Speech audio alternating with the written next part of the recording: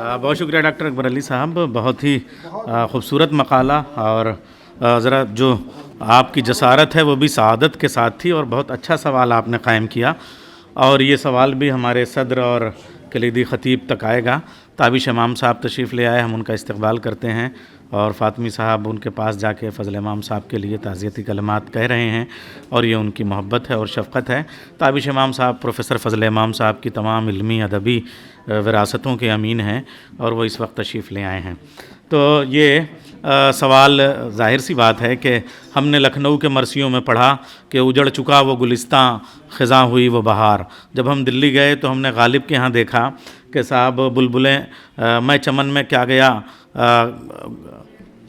गोया गुलिस्तां खुल गया। तो जब हम और आगे बढ़े कश्मीर तक गए तो सारे जहाँ से अच्छा हिंदुस्तान हमारा, हम बुलबुलें हैं इसकी ये गुलसितां हमारा। तो हो सकता है कोई बम्बैया लहजा भी हो, उसका जवाब तो अभी हमारे जनाब सदर और कलीदी ख़तीब के पास है। मगर ये सवाल, हाँ अलबत्ता सुल्तानुल मदारिस में हमने हमेशा कहा कि गुलिस्तां पढ़ी और गुलिस्तां पढ़ाई गई, लेकिन जब हम गुलिस्तां और बोस्तां और रसायल और मकासिब और शरह में तयामिल और तजरीद और ये सब के साथ पढ़ी गई और पढ़ाई गई कहते थे, तो उससे मुराद किताब होती थी, किताब का नाम नहीं होता था।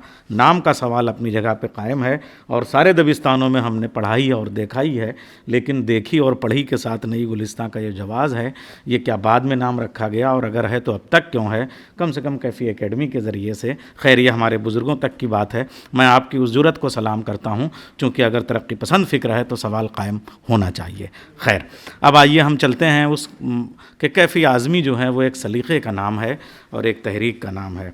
मैं सरवत भाई की मोहब्बतों से, भाईजान की मोहब्बतों से जानकी कुटीर भी कई बार गया, और वहाँ देखा कि उनकी दीवारों पे हसुआ, हथौड़ा और हल और टूटे हुए यक्के के पहिए तांगे के, और वो बेलचा और कुदाल, और वो साथ में जो है वो बतख और मुर्गियाँ और वो पतंग और लालटेनें और टूटी हुई तमाम निशानियाँ जो गाँव की और मज़दूरों की और किसानों की होती हैं, वहाँ दीवारें उससे सजी हुई हैं। तो कैफ़ी आज़मी गोया एक ऐसी आवाज़ है जिसे हम मज़दूर की आवाज़, किसान की आवाज़ कहते हैं, और उसको बेहतरीन पेश करने का अगर किसी शख्स के पास शऊर है तो वो डॉक्टर नलिन रंजन सिंह, प्रोफेसर जय नारायण पीजी कॉलेज तशरीफ़ ला रहे हैं। अपने बेहतरीन मकाले के साथ हम उनका उद्बोधन सुनेंगे और उससे फैज़याब होंगे।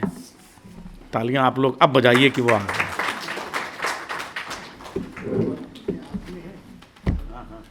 धन्यवाद नैयर साहब। इस सेमिनार की अध्यक्षता कर रहे प्रोफेसर शारिब रुदौलवी जी, हमारे इलाहाबाद विश्वविद्यालय के अली अहमद फ़ातिमी साहब, हमारे सचिव, हमारे भाई सरवत मेहदी, अली अकबर साहब, हमारी दोस्त रेशमा, और यहाँ पे मौजूद सभी श्रोतागण।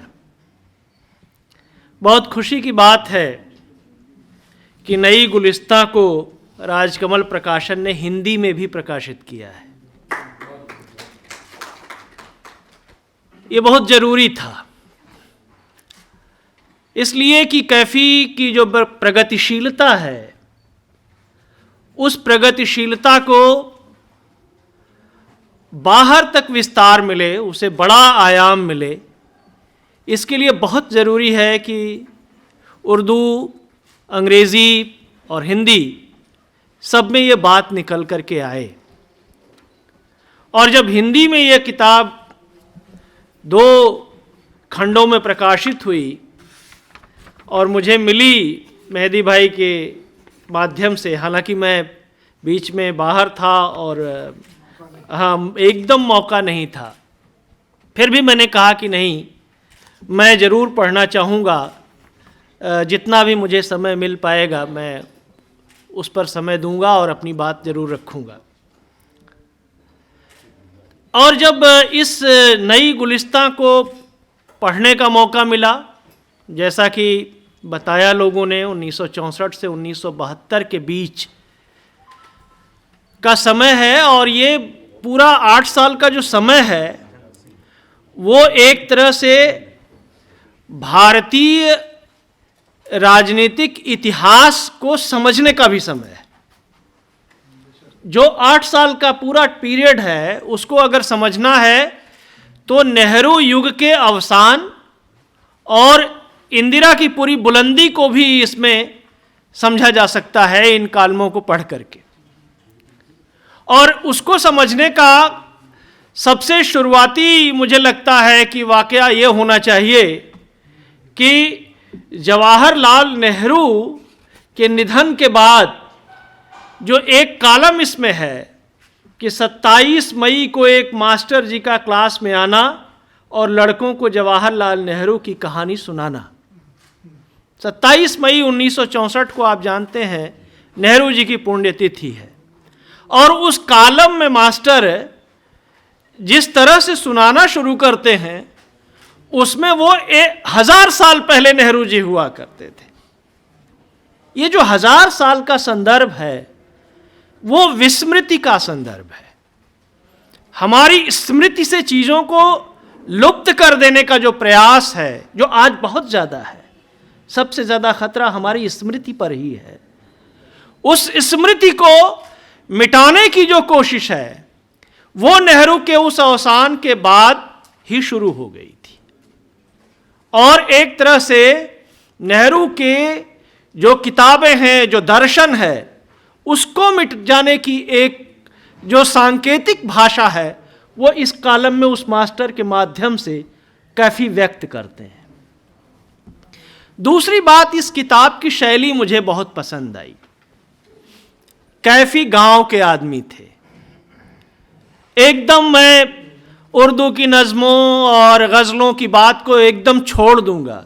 वो गद्य लिख रहे थे, और गद्य लिखने में क्योंकि वो नाटकों से भी जुड़े थे, इसलिए जो नुक्कड़ नाटक की शैली है, जो नौटंकी की शैली है, जो बहरे तबील जानते हैं, वो जानते हैं कि गद्य में तुक को कैसे मिलाते हैं।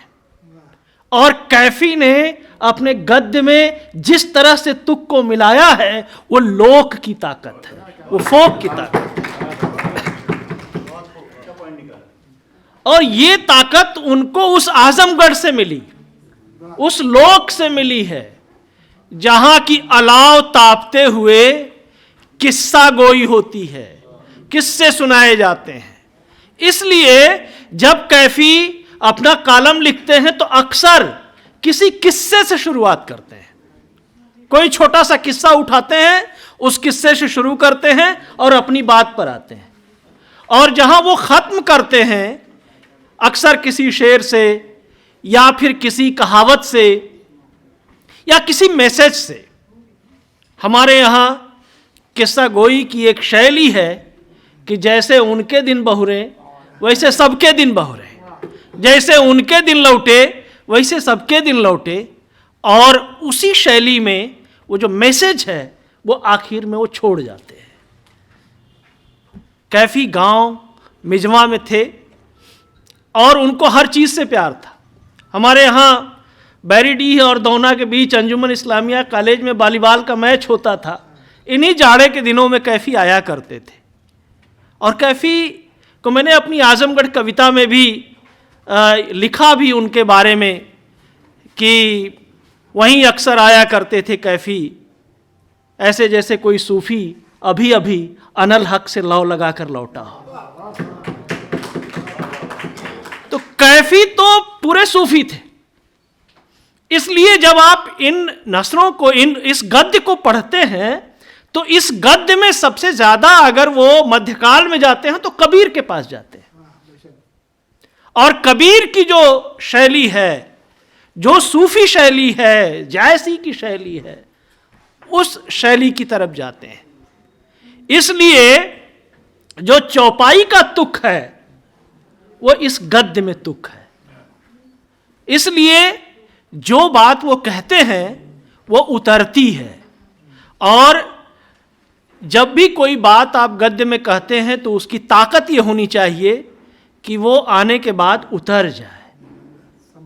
जो काम हिंदी में हरिशंकर परसाई ने किया था कभी, वो काम अगर इन कालमों को प्रकाशित नहीं किया जाता तो कैफी की एक बड़ी ताकत गद्य की उपेक्षित रह जाती।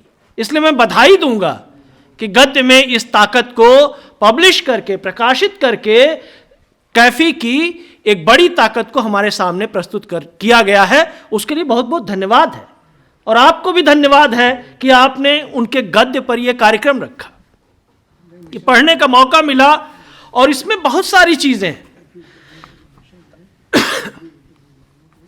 27 मई 1964 के बाद दूसरी घटना जो सबसे बड़ी घटी वो थी ताशकंद समझौते के बाद लाल बहादुर शास्त्री का निधन। और कैफी ने लिखा है कि दोस्ती के लिए जन्म लेना और दोस्ती के लिए प्राण त्याग देना शास्त्री जी का। शास्त्री जी को याद किया है उन्होंने। और यही नहीं, उन्होंने एक और बड़ा अच्छा कॉलम लिखा कि गोरकी का पहली बार हिंदुस्तान आना और मेहमान होना प्रेमचंद का। तो एक तरक्की पसंद शायर, एक प्रगतिशील चेतना से लैस जब व्यक्ति लिखेगा तो साहित्य में किसको याद करेगा? यह पहचान कराता है कि कैफी किसको याद कर रहे हैं। कैफी याद कर रहे हैं गोरकी को, कैफी याद कर रहे हैं प्रेमचंद को। यह वही लखनऊ है जहां 10 अप्रैल 1936 को मुंशी प्रेमचंद ने कहा भी था अपनी सदारत करते हुए कि साहित्यकार वही है जो अप्रिय अवस्थाओं का अंत कर देता है, जो गरीब है, जो वंचित है, जो दलित है, उसकी हिमायत और वकालत करना साहित्यकार का फर्ज है। और कैफी वही काम कर रहे थे। इसलिए कैफी ने याद किया, गोरकी को याद किया, प्रेमचंद को याद किया। जैसा कि अकबर अली साहब ने बताया कि अगर किसी राजनेता को सबसे ज्यादा याद किया उन्होंने तो मोरारजी देसाई को याद किया। और मोरारजी देसाई को याद करने के लिए हमें फिर से उसी इतिहास को जानना पड़ेगा, सिंडिकेट और इंडिकेट। सिंडिकेट इंडिकेट को जाने बगैर जब तक हम लोग निजलिंगप्पा, कामराज, मोरारजी देसाई, चंद्रभान गुप्त वाली वो जो टीम थी, और जिस तरह से कांग्रेस आर हुई थी और नीलम संजीव रेड्डी और वरा वेंकटगिरी के चुनाव के मुकाबले का जो दौर था, उस इतिहास को और जो दोनों गुट थे, उन गुटों में मोरारजी देसाई की जो बार बार आकांक्षा थी प्रधानमंत्री बनने की, उसको बड़े मजबूत तरीके से कैफी ने पकड़ा और सबसे ज्यादा याद किया है मोरारजी देसाई को। कुछ और भी कॉलम है, जैसे गांधी वाला कॉलम तो है ही है। इसके अलावा एक बात जगह वो कहते हैं कि बेच डालना एक मां का अपनी जवान बेटी को मुट्ठी भर गेहूं के लिए। ये जमहूरियत, वो बेटी जमहूरियत है, लोकतंत्र को बेच देना। 19वें साल का जिक्र है और उसमें लोकतंत्र को अमेरिका के संदर्भों में जब गेहूं आयात करने का मामला था उसको लेकर के उसका जिक्र किया है उन्होंने। और एक कॉलम है बड़े बड़े अखबारों का बंद हो जाना, कांग्रेस वजीरों का सेहतमंद हो जाना। आज जब मीडिया पे इतने सवाल हैं, हम गोदी मीडिया को देख रहे हैं कि गोदी मीडिया किस तरह से एकदम से झुका हुआ है एक तरफ, विज्ञापनों के बोझ तले ऐसा दबा है कि जैसे लगता है कि वो कुछ लिख ही नहीं सकता। द हिंदू अखबार को अपनी कीमत बढ़ानी पड़ी, 10 रुपये अब उसकी कीमत हो गई है, इसलिए कि उसको सरकारी विज्ञापन मिलने बंद हो गए। जब राफेल का एनराम ने छापा उसके बाद से बंद हो गए। तो आपको कहना वही पड़ेगा जो सरकार चाहती है, लेकिन यह भी कि कम से कम मीडिया की इतनी आज़ादी थी कि उसकी शिकायतें, उसकी आलोचना पढ़ने के बाद वजीर परेशान रहते थे। लेकिन जब अखबार बंद हो गए तो वो सेहतमंद हो गए क्योंकि उनकी आलोचना बंद हो गई।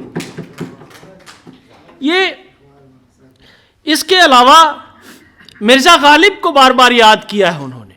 मिर्जा गालिब के तमाम शेर कोट किए हैं और मिर्जा गालिब के शताब्दी का संदर्भ आया है। मिर्जा गालिब की शताब्दी के संदर्भ में वो कहते हैं कि मिर्जा गालिब की शताब्दी का करीब आना और महंगा हो जाना आमों का, आम का महंगा हो जाना, और उसके माध्यम से कई कॉलम उन्होंने महंगाई पर लिखे हैं। उनका जो कॉलम अपने गांव मिजमा जाने का है, उसमें भी वो जिक्र करते हैं कि किस तरह से महंगाई बढ़ रही है। एक कॉलम और बहुत अच्छा है, वो आज जरूर उसको ध्यान से पढ़ा जाना चाहिए। वो कॉलम है गुजरात सरकार की कारगुजारी, 4000 गधों की आहोजारी, 4000 गधों की आहोजारी। गुजरात के गधे बहुत प्रसिद्ध हैं, आप जानते हैं। आपको पता है कि गुजरात के गधों के बारे में काफ़ी प्रसिद्धि है कि वहाँ के गधे बड़े अच्छे होते हैं। तो गुजरात के गधों के बारे में जिक्र उस समय तब भी जिक्र किया है, एक और कॉलम में गुजरात का जिक्र है। तो गुजरात की जब चर्चा आई तो गधों की चर्चा आई, इसलिए ये जहन में रखिए कि गुजरात और गधों का एक रिश्ता भी है। इसके आगे फिर एक जगह हवा भरना अमेरिका का पाकिस्तान के गुब्बारे में और फूट जाना गुब्बारे का। ये जो पाकिस्तान का जुल्फ़िकार अली भुट्टो का ये कहना कि 1000 साल तक लड़ाई करेंगे, तो सिर्फ यहीं तक नहीं है। वियतनाम का संदर्भ है उनके कालमों में, अमेरिका का संदर्भ है, प्रेसिडेंट जॉनसन का संदर्भ है, हाइड्रोजन बम का संबंध है, जो बेड़ा उस समय भेजा गया था हिंद महासागर में उसको लेकर के। तो कैफी का मामला सिर्फ ये नहीं है कि एकदम अपने समकालीन राजनीति के तत्कालीन संदर्भों का उल्लेख खाली कर रहे हैं, बल्कि कैफी जितने भारतीय संदर्भों में सजग थे उतने ही अंतर्राष्ट्रीय संदर्भों में भी सजग थे, और अंतर्राष्ट्रीय राजनीति की नब्ज भी बड़े कायदे से पकड़ करके उन्होंने इस किताब में उसकी चर्चा की है। और उनका एक रूप वहाँ भी दिखाई देता है जहाँ को कॉलम लिखते हैं एक बूढ़े कश्मीरी का खत जुल्फ़िकार अली भुट्टो के नाम, कि हिंदुस्तान का कश्मीर एक अंग वैसे ही है जैसे लाहौर पाकिस्तान का, इसलिए इसके बारे में सोचना बंद कर दो, ये सलाह देते हैं वो। फिर इसके अलावा वो फ़िरका परस्ती की भी समस्या जो शुरू हुई उसके लिए भी कॉलम लिखते हैं। उनका कॉलम है पैदा होना जुड़वां सेनाओं का फ़िरका परस्ती की कोख से। ये जो सेना शब्द आया है, ये सेना शब्द आज बड़ा प्रचलन में है, और मुझे लगता है कि उसके बाद जो महाराष्ट्र में तो उसी समय ये संदर्भ आ गया था, लेकिन आज वो जो आनुषंगिक संगठन है जो सेना के नाम पे गमछा डाले घूम रहे हैं, वो क्या कर गुजरे ये कोई जानता नहीं। सबसे ज़्यादा जो लुम्पेन है उसको जगह वहीं मिली हुई है, तो हर बात पे सेना है। ये भी चीज़ उन्होंने लिखी थी। और नैयर साहब आपके लिए भी एक कॉलम है, हाँ, वो कॉलम है शायरों का उछल उछल के दाद देना, अनाउंसर का मुशायरा लूट लेना। तो इस पर भी एक कॉलम है कि बीच बीच में अनाउंसर आता है और वो चुटकुले सुनाता है और कहकहों के शोर में शायरों की शायरी दब जाती है। मैं आप पे नहीं कहा है, जो लिखा है उन्होंने, जो लिखा है उन्होंने, वो कैफी ने लिखा है, मैंने नहीं लिखा है, हमारे बुजुर्ग ने लिखा है। इसलिए मैं अपनी बुजुर्ग की बात को तो कोट करूंगा ही, कहूंगा ही। और उन्होंने कहा भी कि कैसे शायरों को दिक्कत हुई आने में, बल्कि अनाउंसर के लिए जो मामला है कि वो अभी आए नहीं है, जब आएंगे तभी मुशायरा शुरू हो जाएगा। 11 बज गए थे, तो उसके बाद से फिर मुशायरा शुरू होता है, इसमें लिखा है उन्होंने। इसके अलावा मारा जाना गुलफाम का, सूर्यमोहन कुशरेश जी, फणीश्वर नाथ रेणु का शताब्दी वर्ष है ये, और उनकी बड़ी प्रसिद्ध कहानी है तीसरी कसम उर्फ मारे गए गुलफाम। तो मारा जाना गुलफाम का, और आगे अप्रैल फूल बन जाना बेजमीन किसानों का, जो सीलिंग एक्ट लाने की बात थी और उस पर कि हमको जिता दो और विपक्ष को ख़त्म कर दो तो हम सीलिंग एक्ट ला देंगे। और जैसे ही मार्च में चुनाव ख़त्म हुआ और सारे किसान पहुँचे तो वजीर ने कहा कि आज 1 अप्रैल है, आज अप्रैल फूल है। तो जनता को सत्ताधारी वर्ग के द्वारा लगातार जो शोषित किए जाने कि उन्हें प्रवंचित किए जाने की, धोखा दिए जाने की जो एक परंपरा रही है, वो कोई नई नहीं है। वादे कुछ करना, उन्हें पूरा नहीं करना, धोखा देना, ये बहुत पुराने दौर से चला आ रहा है। और उसका अंतर भी एक कॉलम में बताया है। रूसी सोशलिज्म और भारतीय सोशलिज्म दोनों का अंतर बताया है, और उस अंतर में बताया है कि दोनों में भारतीय सोशलिज्म किस तरह से अपनी परंपरा को छोड़ नहीं पाया, अपनी रूढ़ियों को छोड़ नहीं पाया, और वो सड़ता रहा, और रूसी सोशलिज्म किस तरह से आगे बढ़ गया। इसके बाद मैंने बताया था 24 साल बाद जाना हिकायत नवीस का अपने गांव मिजवा में, तो मिजवा वाला वही महंगाई का संदर्भ है। और राजनारायण जी पर भी एक है 25 पैसे का तमाशा, जो राज्यसभा में उन्होंने विवाद किया था, उसको लेकर के भी एक कॉलम राजनारायण पर भी लिखा है उन्होंने। और मैं एक कॉलम से अपनी बात ख़त्म करना चाहूँगा कि हवा में तलवार चलाना और जगह जगह से कट जाना जुल्फ़िकार अली भुट्टो का। ये जो उन्होंने कॉलम लिखा, उसकी मैं आखिरी बातें कहना चाहूँगा। मैं उसे पढ़ना चाहूँगा दरअसल, बस एक अनुच्छेद पढ़ के, एक पैराग्राफ पढ़ के मैं अपनी बात ख़त्म करूँगा। अली अहमद फ़ातमी साहब को, रदौलवी साहब को सुना जाएगा। ये इसलिए ज़रूरी है कि कैफ़ी क्यों प्रासंगिक हैं और कैफ़ी किस तरह से पकड़ते हैं चीज़ों को। वो लिखते हैं, नाजी पार्टी का भोंपू गोएबल्स कहा करता था। सबसे ज़्यादा याद आज फिर गोएबल्स की आ रही है। क्या कहा करता था कि एक झूठ को इतनी मर्तबा दोहराओ कि वह सच मालूम होने लगे।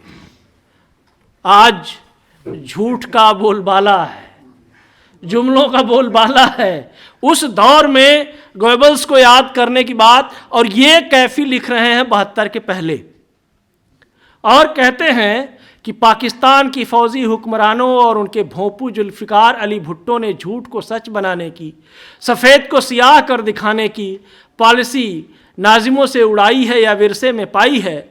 मुजीबुर रहमान न पाकिस्तान के टुकड़े करना चाहते थे, न भुट्टो की तरह मुल्क को डुबो के खुद उभरना चाहते थे। उन्होंने जो कुछ बांग्लादेश के लिए चाहा था, वही पाकिस्तान की दूसरी इकाइयों के लिए मांगा था, और वह थी अंदरूनी खुद मुख्तारी, न कि अलहदगी। इसके जवाब में बांग्लादेश पर हमला कर देना कोई नई बात नहीं। इक़्तिदार ने हमेशा आवाम को दबाया है, जालिमों ने मजलूमों को खून में नहलाया है। ये तरक्की पसंद शायरी लिख सकता है, ये पंक्ति वही लिख सकता है। और आखिरी जो वो पद कह के ख़त्म करते हैं, उसका एक पद मैं अपनी तरफ से जोड़ूंगा